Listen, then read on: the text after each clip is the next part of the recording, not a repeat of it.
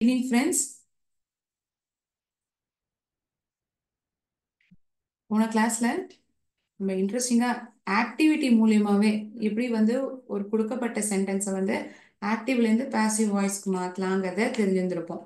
So subject எது, verb எது, object எது அப்படிங்கிறத ஃபர்ஸ்ட் ஐடென்டிஃபை பண்ணுவோம். கரெக்டா? ஒரு சிம்பிளான எக்ஸாம்பிள் நம்ம என்ன பார்த்தோம்? I like flowers. I like flowers. இதை சென்டென்சஸ் ஒரு 2-3 சென்டென்சஸ் கொடுத்துருப்பேன். She teachers English. I like flowers.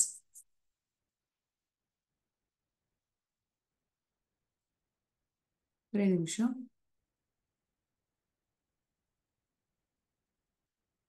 They play football. இந்த மாதிரி சொல்லியிருந்திருப்பேன். They play football. I like flowers. இது போல சென்டென்சஸ் சொல்லியிருந்திருப்பேன். I like flowers. They play football. இந்த 2 எக்ஸாம்பிள் எடுத்துப்போம். குயிக்கா ரீகேப் பண்ணிடுறேன். Okay. So identify subject, verb, object. கொடுக்கப்பட்ட வாக்கியத்துல செய்வினை சொல், செயற்பாட்டு வினை சொல். இதுதான் ஆக்டிவ் வாய்ஸ், பாசிவ் வாய்ஸ். செயலுக்கு யார் இந்த செயலை செய்யறாங்களோ அதுக்கு முக்கியத்துவம் கொடுக்கப்படுறதுன்னா அது நம்ம ஆக்டிவ் வாய்ஸ்ல இருக்குங்கிறத புரிஞ்சுக்கலாம். செயலுக்கு முக்கியத்துவம் கொடுக்கப்பட்டிருக்கு அப்படின்னா அது பாசிவ் வாய்ஸ்ல இருக்குங்கிறத நம்ம தெரிஞ்சுப்போம். ஸோ ஐ லைக் ஃபிளவர்ஸ் அப்படின்னு எடுத்துக்கும் போது இதுல எது சப்ஜெக்ட், வேர்ப், ஆப்ஜெக்ட் அப்படின்னு நம்ம கேட்டகரைஸ் பண்ண முடியும். எனக்கு பூக்களை பிடிக்கும். So subject I, like flowers, object sorry, subject I, like verb, object flowers. அடுத்தபடியா இது முதல் ஸ்டெப். ரெண்டாவது ஸ்டெப் என்ன பண்ணுவோம்? ஆப்ஜெக்ட் சப்ஜெக்ட்னுடைய இடத்துக்கு வந்துடும், சப்ஜெக்ட் ஆப்ஜெக்ட்னுடைய இடத்துக்கு போயிடும். So I like flowers. ஐங்கிற வார்த்தை ஆப்ஜெக்ட்னுடைய இடத்துக்கு போறது என்ன ஆகும்? ஃப்ளவர்ஸ் லைக் ஐ அப்படின்னு சொல்லுவோமா? தகுந்த ப்ரோனவுன் மாத்தி உபயோகிப்போம். கரெக்டா? ஐங்கிற வார்த்தை ஆப்ஜெக்ட்னுடைய இடத்துக்கு போகும்போது மீங்கிற வார்த்தையை பயன்படுத்துவோம். கரெக்டா? ஐங்கிற வார்த்தை ஆப்ஜெக்ட்னுடைய இடத்துக்கு போகும்போது மீ. ஃப்ளவர்ஸ் ஒரு பொருள். ஃப்ளவர்ஸ் இது சப்ஜெக்ட்னுடைய இடத்துக்கு வந்துடுது. So first subject, verb, object எதுங்கிறத ஐடென்டிஃபை பண்ணிட்டோம். அப்புறம் சப்ஜெக்ட் ஆப்ஜெக்ட்னுடைய இடத்துக்கு போயிடுது, ஆப்ஜெக்ட் சப்ஜெக்ட்னுடைய இடத்துக்கு வந்துடுது. இப்போ மூணாவதா base form of verb to past participle. Base form of verb இங்க என்ன ஃபார்ம் ஆஃப் வேர்ப் இங்க இருக்கு? லைக், பிடிக்கும், நிகழ்காலத்துல இருக்கு. இது past participle form of verb எழுதணும்னா லைக், லைக்டு. சிம்பிள் பாஸ்ட்லயுமே லைக்டு தான், பாஸ்ட் பார்ட்டிசிபிள் ஃபார்முமே லைக் தான். E D form of verb V1, V2, V3 3 form வேர்ப்ஸ்ல கேள்விப்பட்டிருக்கோம் இல்லையா? Base form like. ஸோ இந்த வேர்பை தான் இங்க கேள்வியிலேயே அந்த சென்டென்ஸ்லயே உபயோகிச்சிருக்காங்க. இதை சிம்பிள் பாஸ்ட் ஃபார்ம்னா V2ன்னு சொல்லுவோம், பாஸ்ட் பார்ட்டிசிபிள் ஃபார்ம்னா அது V3ன்னு சொல்லுவோம். ஸோ இங்க என்ன சொல்றாங்க? பேஸ் ஃபார்ம்ல இருந்து பாஸ்ட் பார்ட்டிசிபிள் ஃபார்முக்கு மாத்தும்னு சொல்றாங்க. அதாவது V3 ஃபார்முக்கு தான் மாத்த சொல்லியிருக்காங்க. ஸோ நான் இங்க என்ன உபயோகிப்பேன்? லைக்டுங்கிற வார்த்தையை பயன்படுத்துவேன். அடுத்தபடியா ஆட் ஹெல்பிங் வேர்ப். அதாவது இதுக்கு முன்னாடி ஒரு துணை வினை சொல்ல உபயோகிக்கணும். ஒருவேளை நான் ஃப்ளவர்ஸ் லைக்டு மீ, பூக்களுக்கு என்ன பிடிச்சது, பிடித்தது அப்படின்னு சொல்லிட்டோம்னா அதோடைய அர்த்தமே வேற வேற ஆயிடும் இல்லையா? ஒருபோதும் நம்ம வாக்கியத்தினுடைய அர்த்தத்தை நம்ம மாத்த மாட்டோம்.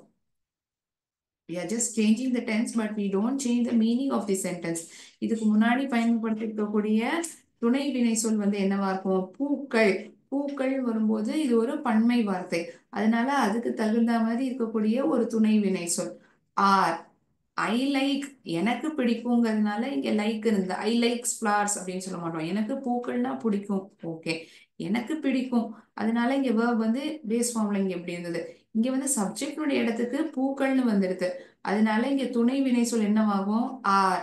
பன்மை வார்த்தை இல்லையா? பூக்கள். ஒரு பூன்னு சொல்லல, பூக்கள்னு சொல்லியிருக்கேன். Flowers are liked me. புரிஞ்சுதே மேம்? இது இவ்வளவுதானே? ஏன் இந்த கடைசி ஸ்டெப் என்னவோ ஒண்ணு மிஸ் ஆகுதா? ஆமா, என்ன மிஸ் ஆகுது? யாரால் பிடிக்கப்பட்டுள்ளது? எனக்கு பிடிச்சிருக்குன்னு சொல்றேன். Are liked by me. யாருக்கு வந்து பூக்களை பிடிச்சிருக்கு? எனக்கு பூக்கள் தான் பிடிச்சிருக்கு. Flowers are like by me. So இந்த 5 ஸ்டெப்பை நம்ம ஞாபகம் வச்சுனோம்னா சிம்பிளா ரொம்ப எளிமையா நம்மளால கொடுக்கப்பட்ட செய்வினை சொல்ல இருந்து செயற்பாட்டு வினை சொல்லுக்கு மாத்தி எழுதிட முடியும். நான் மறுபடியும் ஒரு வாட்டி சொல்லிக்கிறேன். போன தடவை யாராவது கிளாஸ் மிஸ் பண்ணியிருந்தாங்கன்னா அவங்களுக்கு உதவிகரமா இருக்கும். சப்ஜெக்ட், வேர்ப், ஆப்ஜெக்ட்ங்கிறத முதல்ல ஐடென்டிஃபை பண்ணிக்கணும் கொடுக்கப்பட்ட வாக்கியத்துல. அடுத்தபடியா சப்ஜெக்ட் வந்து ஆப்ஜெக்டினுடைய இடத்துக்கு போயிடும். ஆப்ஜெக்ட் வந்து சப்ஜெக்டினுடைய இடத்துக்கு வந்துடும். ஸோ சப்ஜெக்ட் வந்து ஆப்ஜெக்டினுடைய இடத்துக்கு வரும்னால இந்த இடத்துல தகுந்த பிரதிபெயர் சொல்ல வந்து நம்ம உபயோகிப்போம். ஏன்னா இங்க வந்து ஒரு ப்ரோனவுன் உபயோகிச்சிருக்காங்க. ஒரு நபருடைய பேரா இருந்தா நம்ம அந்த நபருடைய பேரே இங்க எழுதியிருப்போம். Ravi likes flowers. ரவிக்கு பூக்கள்னா பிடிக்கும். ரவிங்கிற பேர் வர்றதுனால வேர்ப் வந்து எப்படி இருக்கு? வேர்போட எஸ் சேர்க்கப்பட்டிருக்கு. இங்க வந்து எனக்கு பூக்கள்னா பிடிக்கும். எனக்குங்கிறதுனால இங்க தகுந்த பிரதிபெயர் சொல் என்ன? மீங்கிறது தான் தகுந்த பிரதிபெயர் சொல். Flowers are liked by me. Base form of verb வந்து இங்க என்னது? இந்த சென்டென்ஸ்ல வந்து வேர்பே லைக், பிடிக்கும், பிடித்தது. Flowers are liked by me. இங்க ஆறுங்கிறது ஒரு துணை வினை சொல், ஹெல்பிங் வேர்ப். வெறும் இந்த லைக்டுங்கிற வேர்பை மட்டும் பயன்படுத்தினோம்னா அது வந்து ஒரு மீனிங்ஃபுல் சென்டென்ஸா அமையாது. Flowers liked by me. இது என்ன sentence? doesn't sound good, it isn't right as well. இந்த பைங்கிற வார்த்தை என்ன? இது ஒரு ப்ரெப்போசிஷன். அதுதான் அந்த கடைசி ஸ்டெப்ல ஆட் ப்ரெப்போசிஷன் பை அப்படின்னு கொடுத்திருப்பேன்.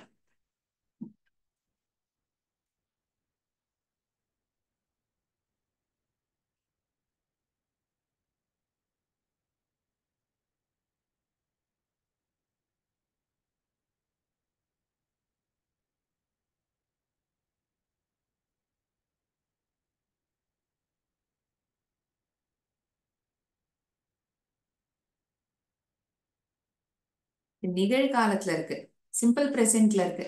அதனாலதான் ஆர் லைட்.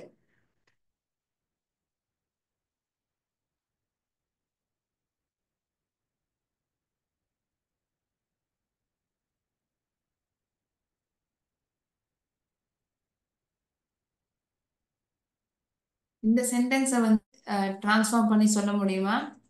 தே பிளே ஃபுட்பால். இந்த வாக்கியத்தை வந்து செய்பாட்டு வினை சொல்ல மாத்தி சொல்ல முடியுமா? Can someone try? உங்களுக்கு தெரிஞ்சிருந்தா பதில வந்து நீங்க எனக்கு சாட் பாக்ஸ்ல எழுதி அனுப்பலாம், இல்லாட்டி அன்மியூட் பண்ணி கூட சொல்லலாம். அவங்க கால்பந்து விளையாடுறாங்க. they play football. அவங்க கால்பந்து விளையாடுவாங்க. they play football.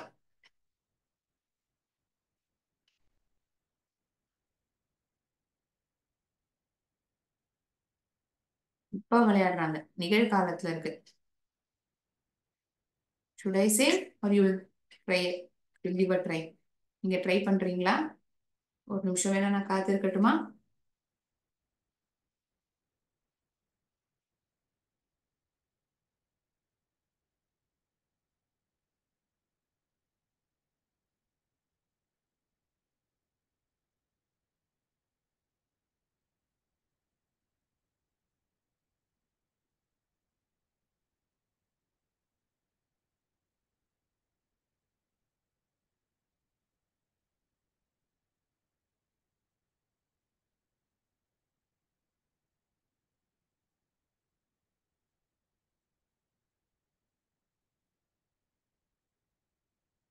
சப்ஜெக்ட் வந்து தே, அவங்க.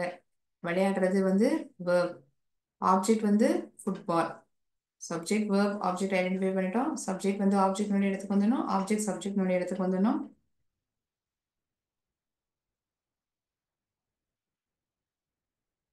தேங்கிற வார்த்தை ஆப்ஜெக்ட்னுடைய இடத்துக்கு வருது, என்னவா மாறும்? Them. They gets transform to them. தேங்கிற வார்த்தை தெம்ங்கிற வார்த்தையால மாத்தி எழுதப்பட்டிருக்கும். தகுந்த பிரதிபெயர் சொல்ல நம்ம இங்கே உபயோகிப்போம். ஃபுட்பால் இஸ்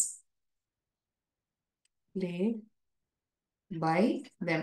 கால்பந்தானது அவர்களால் விளையாடப்பட்டுள்ளது. is played by them. ஒருவேளை சென்டென்ஸ்ல வந்து பிளேடுன்னு இருந்ததுன்னா எப்படி கேட்பீங்க? Good question. ஒருத்தவங்க கேட்டிருக்காங்க, நீங்க இந்த சென்டென்ஸ்க்கே வந்து பிளேடு அப்படின்னு இருந்ததுன்னா, வேர்பே வந்து பிளேடுன்னு இருந்ததுன்னா இங்க எப்படி எழுதுவீங்க அப்படின்னு கேட்டிருக்காங்க. இங்கேயே வந்து அப்படின்னா என்ன அர்த்தம்? இது இறந்த காலத்துல இருக்கக்கூடிய ஒரு வினை சொல்லா இருந்ததுன்னா இப்படி சொல்றாங்க. இது வந்து நிகழ்காலத்துல இருக்கு. பிளே. பிளேடுனா விளையாடினாங்க, அவங்க கால்பந்து விளையாடினாங்க அப்படின்னா இங்க ஒன்றும் வித்தியாசம் இல்லை. இங்க பிளேங்கிறது என்னாச்சு, நம்ம மாத்தி எழுதினோம், பிளேடுன்னு மாத்தி எழுதினோம். Play comes played in past, simple past. It is the same in past participle. If at all it is played, playedன்னு இருந்ததுன்னா மறுபடியும் பிளேடு தான். அப்படின்னா ரெண்டு சென்டென்ஸ்க்குமே ஒன்னே தானா? Football is played by them சொல்றீங்க. ஒருவேளை பிளேங்கிற வார்த்தை நம்ம பயன்படுத்தினா பிளேடுங்கிற வார்த்தை இருந்தாலும் இதுதானா? ஒரே ஒரு வித்தியாசம். ஃபுட்பால், இங்க இந்த துணை வினை சொல் இருக்கு இல்லையா, அதுதான் இங்க இம்பார்ட்டன்ட் ரோல் பிளே பண்றது. Football was played by them, அதுக்கு முன்னாடி இருக்கக்கூடிய இந்த துணை வினை சொல்ல தான் வந்து நம்ம வந்து இந்த வித்தியாசத்தையே பார்க்குறோம். நிகழ்காலத்துல இருந்த வினை சொல் பிளே, அதனால இஸ் பிளேடுங்கிறத வந்து நம்ம எழுதினோம் பாசிவ் வாய்ஸ்ல. ஒருவேளை சென்டென்ஸே வந்து பிளேடுன்னு இருந்ததுன்னா அப்ப நம்ம என்ன பண்ணுவோம்? ஃபுட்பால் வாஸ் பிளேடு, இஸ் பிளேடுக்கு பதிலாக வாஸ் பிளேடு அப்படின்னு நம்ம எழுதியிருப்போம். சரியா? இதுதான் டிஃபரன்ஸ். அவங்க கால்பந்து விளையாடுறாங்க, கால்பந்து அவர்களால் விளையாடப்பட்டது. Football is played. Now it has got transformed to was played by them. இதுதான் difference. Good question.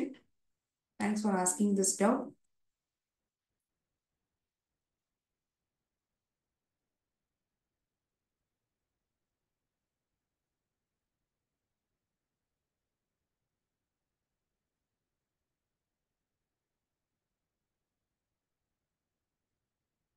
ஒருவேளை பன்மை வார்த்தையா இருந்ததுன்னா வேர்ங்கிற ஹெல்பிங் வேர்டு உபயோகிச்சிருப்போம்.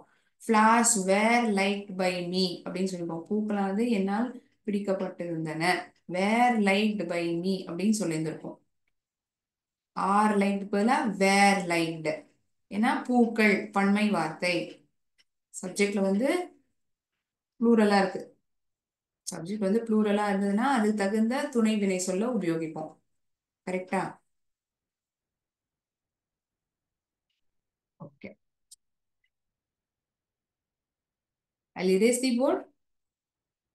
இந்த வாசுங்கிறது எதுக்குன்னா இங்க பிளேடுங்கிற வார்த்தை ஒரு வேளை இருந்ததுன்னா தே பிளே ஃபுட்பால்னா football is played by them அப்படின்னு சொல்லியிருந்திருப்போம். பிளேன்னு இருந்ததுன்னா இஸ் பிளேட். கொஷின்லயே வந்து பிளேடு இருந்ததுன்னா பாசிவ் வாய்ஸ்ல was பிளேடுன்னு எழுதிப்போம். I'll erase the board.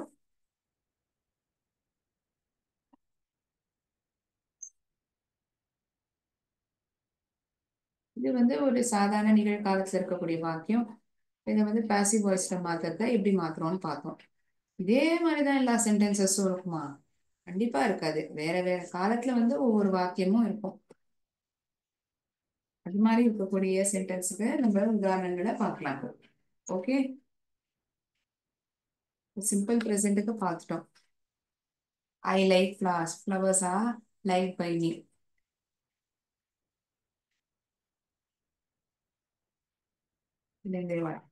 I'll put another example.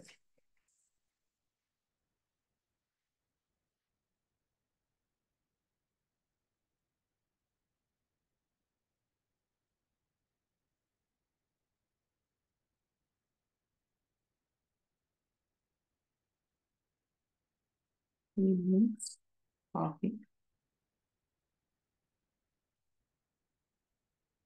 இந்த சென்டென்ஸை வந்து பாசிவ் வாய்ஸ்ல மாற்றணும்னா இப்படி மாற்றுவோம்.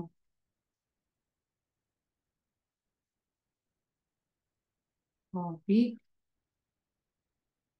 is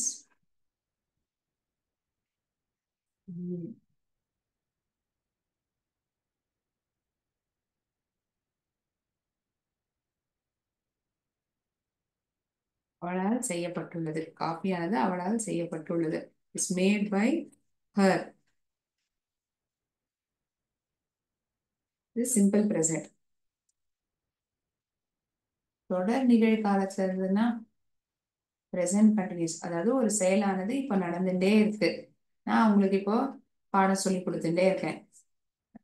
active voice passive voice சொல்லி கொடுத்துட்டே இருக்கேன். I'm teaching active voice passive voice. I am teaching, நான் சொல்லி கொடுத்துட்டு இருக்கேன். கரெக்டா? ஒரு செயலானது நடந்துட்டே இருக்குன்னா ஷீ இஸ், இதே சென்டென்ஸை வந்து நம்ம தொடர் நிகழ்காலத்துல எப்படி எழுதலாம்? She is making coffee.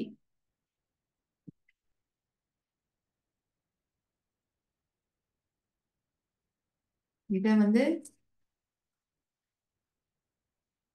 செயற்பாட்டு வினை சொல்லா மாத்தணும்னா காஃபி இஸ்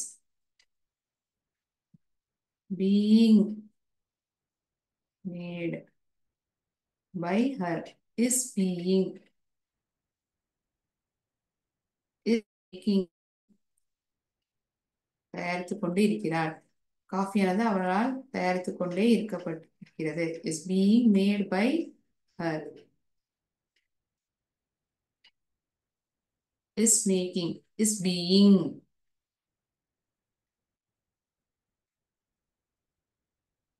இது present continuous. தொடர் நிகழ்காலம். subject plus am is or verb plus ing. இத வந்து passive voice மாத்துறத is being are.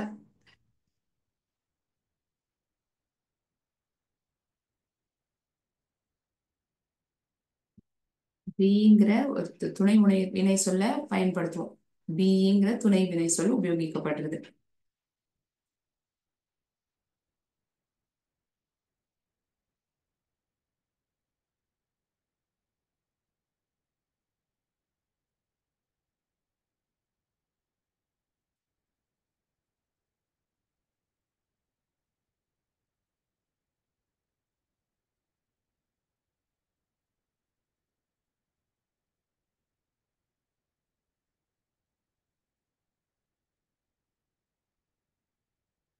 she has made a coffee.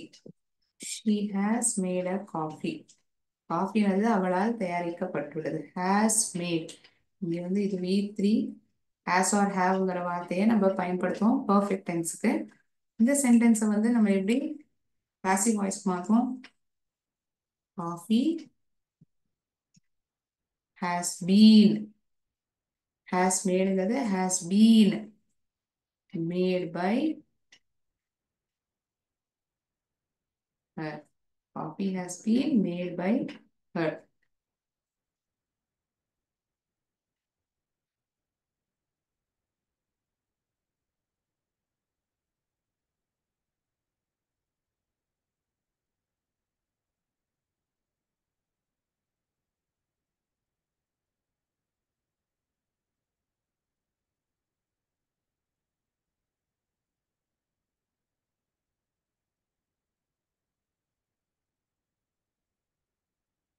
சாதாரண நிகழ்காலம், தொடர் நிகழ்காலம், முற்று பெற்ற நிகழ்காலம், இது மாதிரி இருக்கக்கூடிய சென்டென்சஸ் வந்து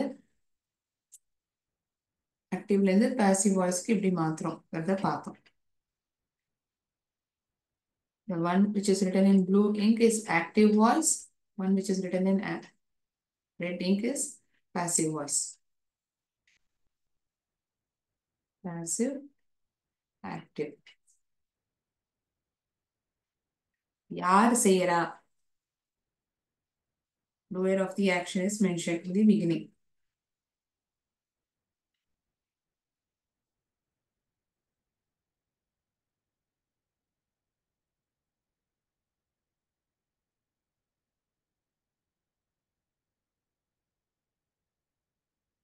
அடுத்தபடியா simple past, past continuous, past perfect பார்க்கலாம். எழுதிண்டாச்சா இல்ல?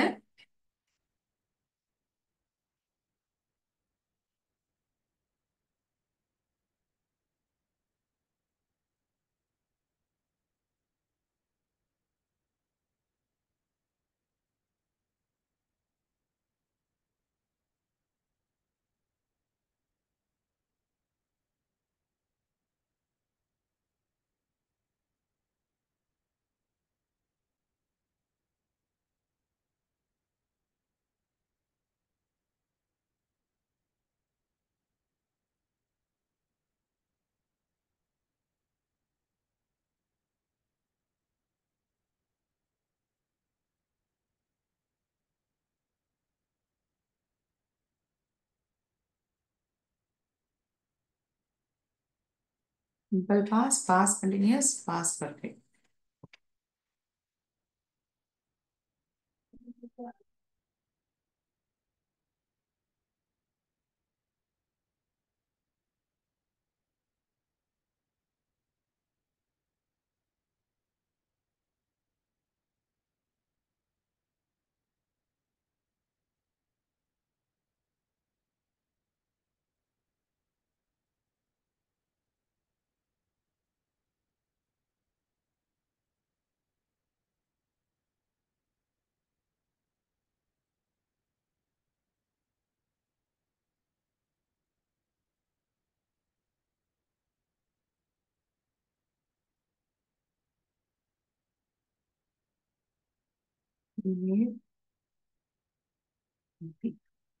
காஃபியை தயாரித்தார்.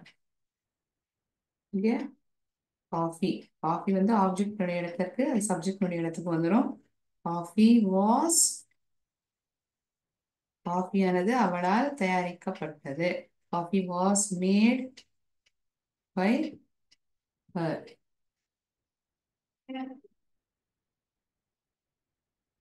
அவள் காஃபியை தயாரித்துக் கொண்டு இருந்தாள். அப்படிதானே நம்ம தொடர் இறந்த காலத்துல சொல்லுவோம். கரெக்டா? she was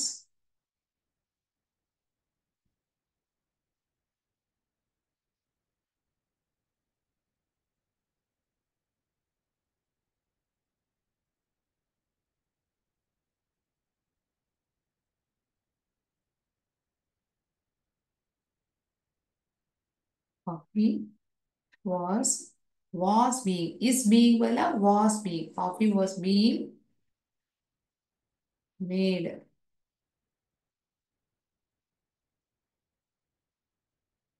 Coffee was being made by her.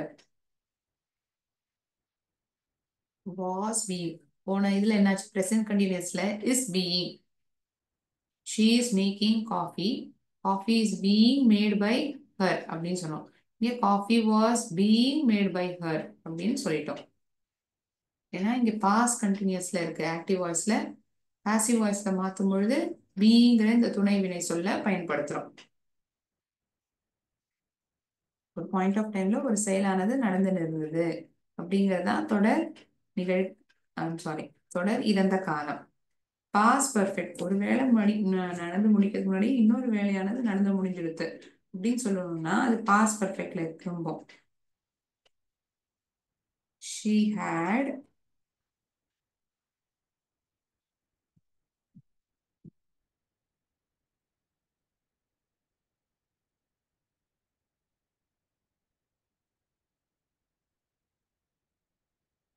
made coffee.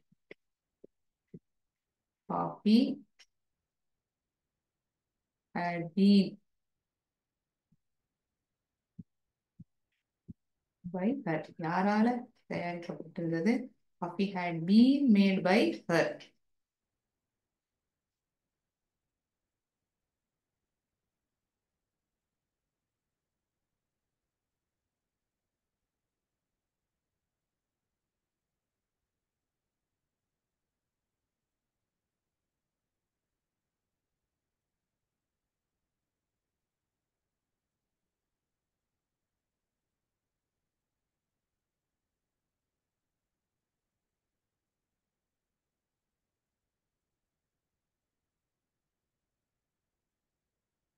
இந்த passive voice active to passive வாய்ஸ்ங்கிறது எந்த காலங்களுக்குலாம் இருக்குன்னா சிம்பிள் ப்ரெசென்ட்ல ப்ரெசென்ட் கண்டினியூஸ் ப்ரெசென்ட் பர்ஃபெக்ட் இருக்கு. we don't have it for present perfect continuous. அதே போல simple past past continuous past perfect இருக்கு. we don't have for past perfect continuous. Simple ஃபியூச்சர்ல சிம்பிள் ஃபியூச்சர் டென்ஸ்ல சிம்பிள் ஃபியூச்சருக்கும் ஃபியூச்சர் பர்ஃபெக்ட்டுக்கும் இருக்கு. ஃபியூச்சர் பர்ஃபெக்ட் கண்டினியூஸ் ஃபியூச்சர் கண்டினியூஸ்க்கு வந்து பாசிவ் வாய்ஸ் கிடையாது. we have it only for these 8 forms. so இப்போ 6 பார்த்துட்டோம். இன்னும் மீதி 2 இருக்கு. that is pertaining to future. I will write it on the board as well.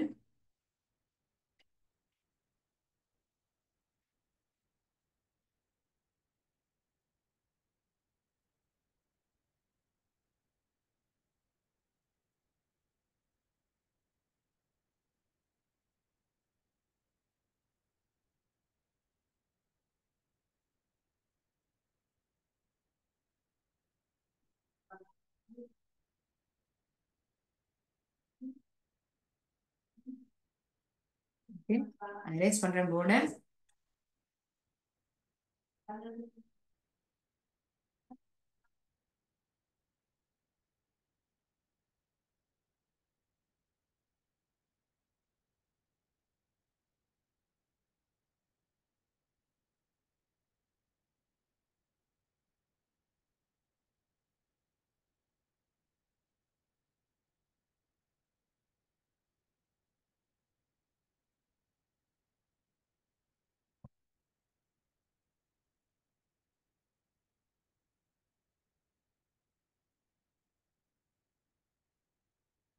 Future tense வரும்போது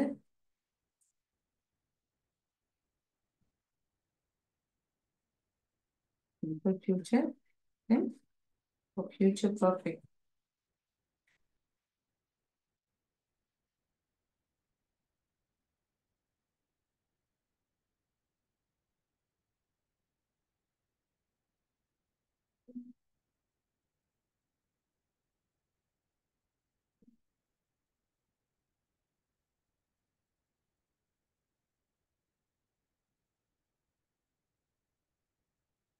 அவள் ஒரு காஃபியை தயாரிப்பாள். She will make coffee. Coffee will be made by her. அவளால் தயாரிக்கப்பட்டிருக்கும். Will be made by her.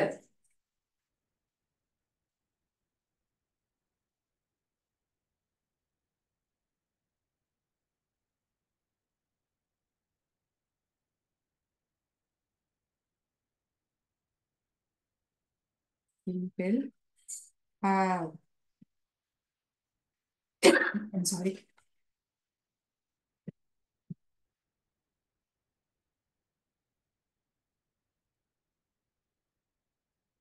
We will have made coffee. Subject plus will or has or have as participle.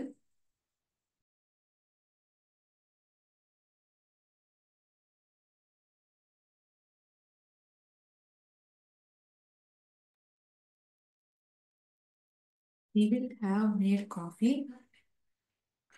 Sorry.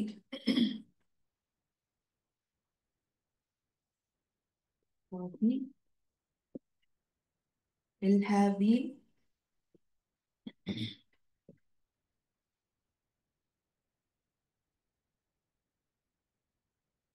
by that will have been. அவளால் தயாரிக்கப்பட்டிருக்கும்.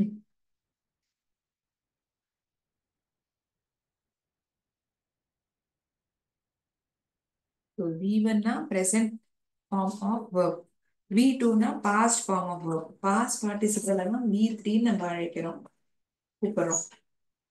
அதுதான் இந்த perfect tense நம்ம பயன்படுத்தக்கூடிய verb உடைய form. So we transform a given sentence from active to passive for these 8 tenses. இப்போ நம்ம பார்த்தோம் இல்லையா, simple present, present continuous, present perfect, simple past, past continuous, past perfect, simple future மற்றும் future perfect. இந்த 8 காலங்களுக்கு தான் நம்ம active to passive voice மாத்துறோம்.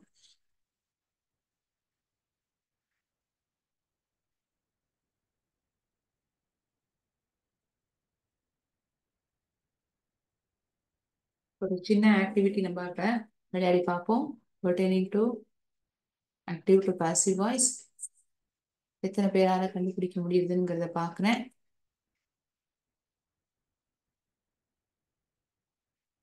சிம்பிளான சென்டென்சஸ் தான் கொடுத்திருப்பேன்.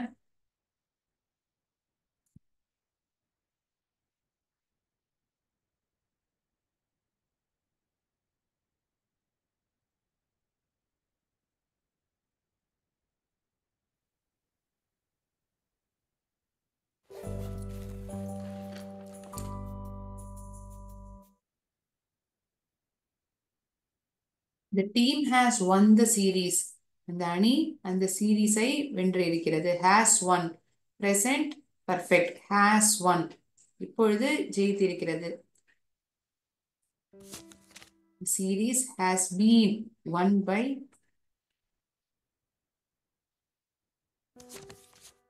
by the team. One moment.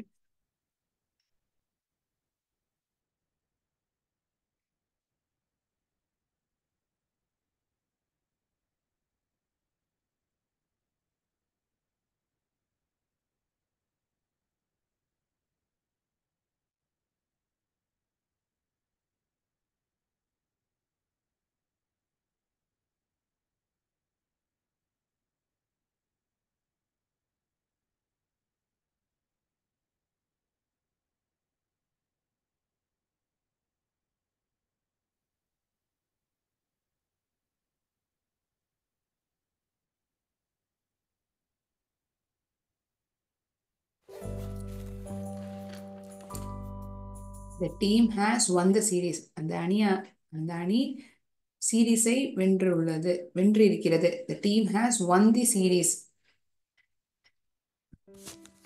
Series has been won by the team. Series has been won by the team.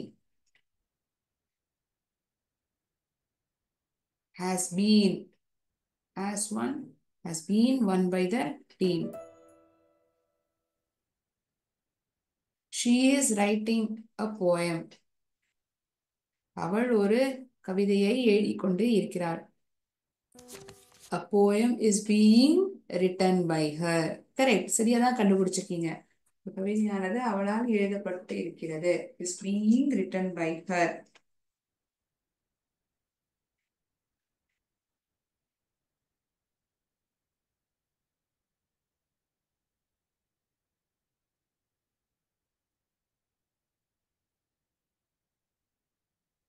இது சரியா கண்டுபிடிச்சிருக்கீங்க.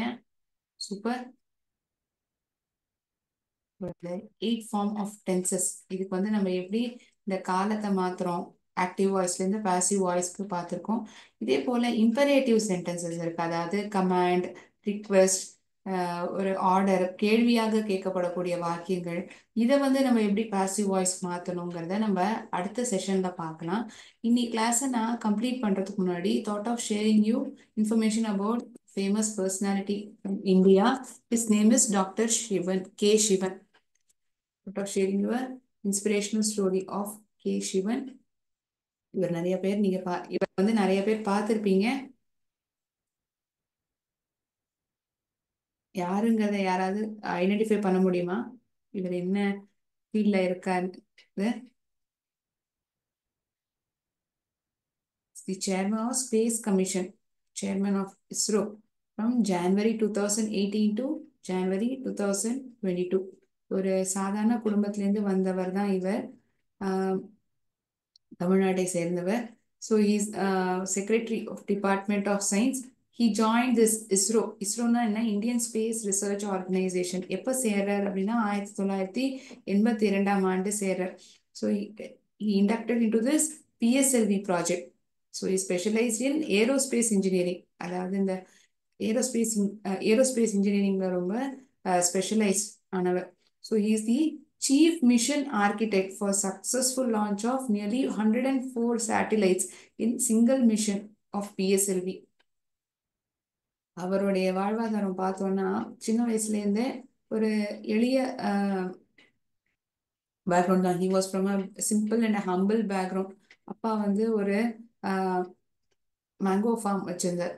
So school முடிஞ்சிட்டு வந்தோடனே அப்பாவுக்கு வந்து தன்னுடைய தோட்டத்தில் வந்து உதவி செய்யணுங்கிறது தான் அப்பாவுடைய விருப்பமாக இருந்தது. அதனாலேயே ஸ்கூல் முடிச்சுட்டு வந்தோடனே இந்த பையன் வந்து அப்பாவுக்கு வந்து உதவி செஞ்சிருக்க. அதுக்கப்புறம் பள்ளிக்கூடம் முடிச்சதுக்கப்புறம் காலேஜ் சேரணும்னா அவருக்கு இன்ஜினியரிங் படிக்கணுங்கிறது ஆசையாக இருக்குது. ஆனால் அவர்கிட்ட போதுமான அளவு அவங்க அப்பா அம்மாவால் அந்த அளவுக்கு பணம் இல்லாததுனால அந்த கோர்ஸை படிக்க முடியலை. ஸோ என்ன ஆகுது? he pursues Bachelor of Science, BSc Maths தான் படிக்கிறார். என்கிட்ட அந்த அளவுக்கு பணம் இல்லை அப்படிங்கிற மாதிரி அப்பா பையன்கிட்ட சொல்லிடுறாரு. So he doesn't take it seriously. அது வந்து பெருசா ஒரு பொருட்டா எடுத்துக்கல. தன்னால அப்பா அம்மாவால என்ன படிக்க வைக்க முடியுமோ அதை வந்து நம்ம பண்ணுவோம் அப்படிங்கிற ஒரு எண்ணத்தோட ஒரு பிஎஸ்சி மேத்ஸ் பண்ற. அது முடிச்சதுக்கு அப்புறம் என்ன ஆகுது?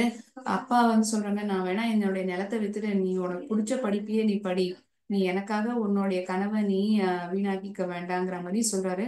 அவர் பிடெக்கும் பண்ணிடுறார். முடிச்சதுக்கு அப்புறம் பார்த்தா இந்த ஏரோஸ்பேஸ் இன்ஜினியரிங்ல தானே இவர் வந்து ஸ்பெஷலைஸ்ட் ஆனார்னு சொன்னேன்.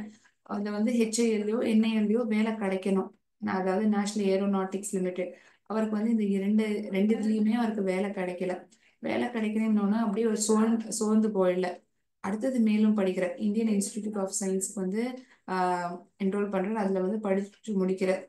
ஸோ இவருடைய வாழ்க்கையை பார்த்தோம்னா பள்ளிக்கூடம் முடிச்சதுக்கு அப்புறம் காலேஜ் சேரத்த அவர் விருப்பப்பட்ட படிப்பை வந்து ஆரம்பத்துல படிக்க முடியல, ஏன்னா குடும்ப சூழ்நிலை அப்படி. அதுக்கப்புறம் அந்த ரெண்டு நிறுவனத்திலையும் வேலை பார்க்கணும்னு நினைக்கிறேன். அதுலயும் ரெண்டுத்துலயுமே அவருக்கு வேலை கிடைக்கல. அதுக்கு பதிலா இந்தியன் இன்ஸ்டிடியூட் ஆஃப் சயின்ஸ்ல வந்து போய் சேர்ற. இதுல இவருடைய லைஃப்ல இருந்து தெரிஞ்சுக்கும் போது ஒரு இம்பார்ட்டன்ட் மெசேஜ் தெரியும். He never got what he wanted, but he excelled in whatever job was given to him. அவர் வந்து என்ன வேண்டி விரும்பி கேட்டாரோ அது அவருக்கு வந்து கிடைக்கவே இல்லை. ஆனா என்ன கிடைச்சதோ அதை வந்து அவர் விருப்பப்பட்டு அதுல வந்து சிறப்பா அவர் வந்து வேலை செஞ்சார். ஸோ நமக்குமே at times in life we won't get what we desire. So அந்த கிடைச்ச விஷயங்கள்ல வந்து நம்ம எவ்வளோ வந்து பெஸ்டா பர்ஃபார்ம் பண்ண முடியும், அதுலேருந்து என்ன கத்துக்க முடியும், அதுலேருந்து நம்ம எப்படி அதுக்கு அடுத்த கோலை நம்மளால ரீச் பண்ண முடியுங்கிறத பார்த்தோம்னா கண்டிப்பா நமக்கு மட்டும் ஏன் இப்படி நடக்குதுங்கிற ஒரு தாட் வரவே வராது. we will definitely take it in a positive note. So this quality we can learn from his personality. Doctor K Sivan இவர்கிட்ட இந்த ஒரு சிறப்பான ஒரு குவாலிட்டியை நம்ம கத்துக்கலாம் இல்லையா? Fine. With this, I shall end the session over here. We will be meeting in next class. We'll be having multiple choice questions in next session. Thank you so much, friends. இந்த கிளாஸை நான் இதோட என் பண்ணிக்கிறேன். அடுத்த கிளாஸ்ல சந்திக்கலாம். நன்றி. வாழ்க பாரதம். வெல்க தமிழகம்.